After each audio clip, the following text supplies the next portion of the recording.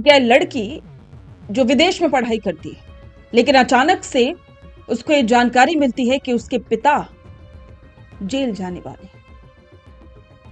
और उसके बाद वो लड़की पढ़ाई करने के बाद जब अपने देश वापस लौटती है तो उसके कंधों पर होती है उसके परिवार की साख और राजनीतिक विरासत को बचाने की बहुत बड़ी जिम्मेदारी। विदेश में पढ़ाई करने के बावजूद भी उस लड़की ने अपने परिवार की विरासत को कुछ इस तरह से आगे बढ़ाया जो अच्छे अच्छे लोग नहीं कर पाते। मारवाड़ की शेरनी दिव्या मदेरणा।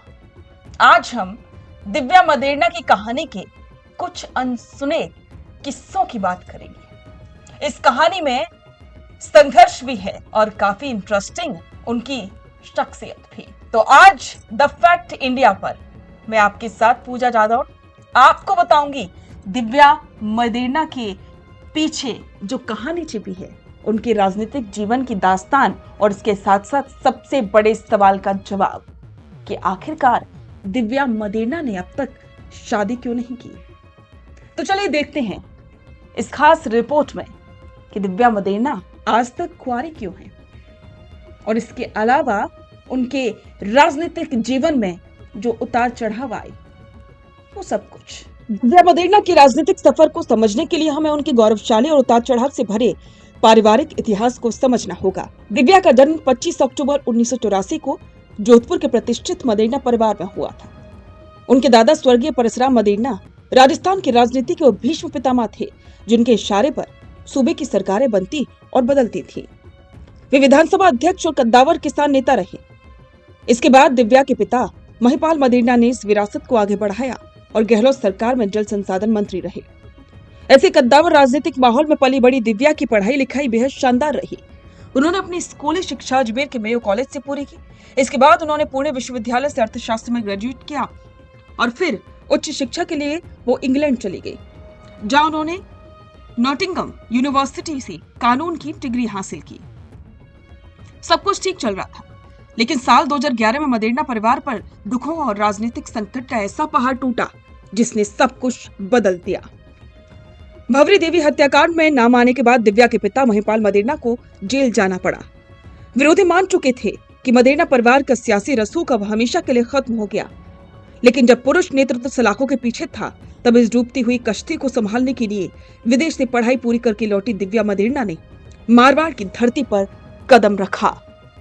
उन्होंने अपनी मां लीला मदेरणा के साथ मिलकर के जनता के बीच जाकर परिवार की खोई हुई साख को वापस पाने के लिए दिन रात एक कर दिया। दिव्या मदेरणा ने अपनी राजनीतिक करियर की शुरुआत जमीनी स्तर से की। साल 2015 में उन्होंने जोधपुर की जिला परिषद का चुनाव लड़ा और भारी मतों से जीत हासिल की। उन्होंने गांव-गांव जाकर के लोगों की समस्याएं सुनी और अपनी एक अलग पहचान बनाई। उनकी इस मेहनत का फल उन्हें साल 2018 के राजस्थान विधानसभा चुनाव में मिला, जब कांग्रेस पार्टी ने उन्हें मदेरणा परिवार की पारंपरिक सीट ओसिया से टिकट दिया। ओसिया की ये जंग आसान नहीं थी, लेकिन दिव्या ने अपने दादा के नाम और पिता के साख को अपनी ताकत बनाया। उनके आक्रामक और सधे हुए भाषणों ने जनता का दिल जीत लिया। नतीजा ये हुआ कि दिव्या मदेरणा ने बीजेपी के कद्दावर नेता को हरा करके पहली बार विधानसभा की दहलीज पर कदम रखा। विधायक बनते ही दिव्या का एक बिल्कुल अलग रूप राजस्थान में देखा।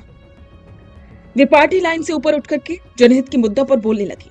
विधानसभा में जब उन्होंने कानून व्यवस्था और अपने ही सरकार के मंत्रियों को घेरना शुरू किया तो पूरी कांग्रेस सरकार बैकफुट पर आ गई थी। अधिकारियों की लापरवाही पर सरेआम उन्हें डांटना हो या जनता के लिए धरने पर बैठना, दिव्या मदेरणा राजस्थान की राजनीति का एक ऐसा चेहरा बन गई जिसे कोई भी अनदेखा नहीं कर सकता। अब आते हैं उस सवाल पर जो अक्सर सोशल मीडिया से लेकर के मारवाड़ की चौपालों तक गूंजता है कि इतनी पढ़ी लिखी, खूबसूरत और कामयाब होने के बावजूद दिव्या मदेरणा शादी क्यों नहीं करना चाहती। इस सवाल का जवाब खुद दिव्या मदेरणा ने समय समय पर अपने साक्षात्कारों में बेहद बेबाकी से दिया है। दिव्या का मानना है कि शादी करना या ना करना किसी भी इंसान का पूरी तरह से व्यक्तिगत फैसला होता है। उनके लिए उनका परिवार, उनके दादा परशुराम मदेरणा की विरासत और ओसिया की जनता ही उनका सब कुछ है। दिव्या मदेरणा का कहना है कि जब वे राजनीति में आई तो उनका एकमात्र लक्ष्य अपने परिवार की उस विरासत को बचाना था जो संकट में थी। वे अपना पूरा समय, अपनी पूरी ऊर्जा और अपना पूरा जीवन मारवाड़ की जनता की सेवा में समर्पित करना चाहती। उनका मानना है कि एक राजनेता के तौर पर जनता ही उनका परिवार है और शादी की जिम्मेदारियों के बीच शायद वे अपनी जनता को पूरा वक्त नहीं दे पाती जिसकी वो हकदार है। ये कोई मजबूरी नहीं, बल्कि दिव्या मदेरणा का एक सचेत और सोचा समझा फैसला है। जहां आज भी समाज में महिलाओं पर शादी के लिए दबाव बनाया जाता है, वहीं दिव्या ने रूढ़ियों को तोड़ते हुए साबित किया कि एक महिला बिना किसी सहारे के अकेले के दम पर भी इतनी बड़ी राजनीतिक सल्तनत को संभाल सकती है और जनता के दिलों पर राज कर सकती है। हालांकि साल 2023 के विधानसभा चुनाव में दिव्या मदेरणा को ओसिया सीट से बेहद करीबी मुकाबले में हार का सामना करना पड़ा, लेकिन यह हार दिव्या के हौसलों को नहीं तोड़ पाई।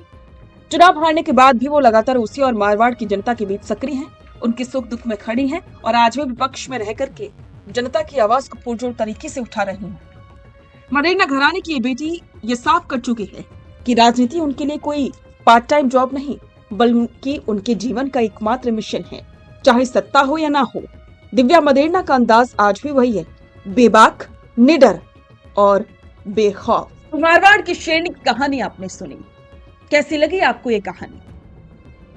कमेंट बॉक्स में अपने विचार जरूर साझा करें और ऐसी इंटरेस्टिंग स्टोरीज को जानने के लिए द फैक्ट इंडिया को सब्सक्राइब करना ना भूलें। बेहतरीन पॉडकास्ट सेटअप्स, शानदार चैनल रीच, जबरदस्त सोशल मीडिया प्रेजेंस के साथ द फैक्ट इंडिया के जरिए बढ़ाइए अपना व्यापार।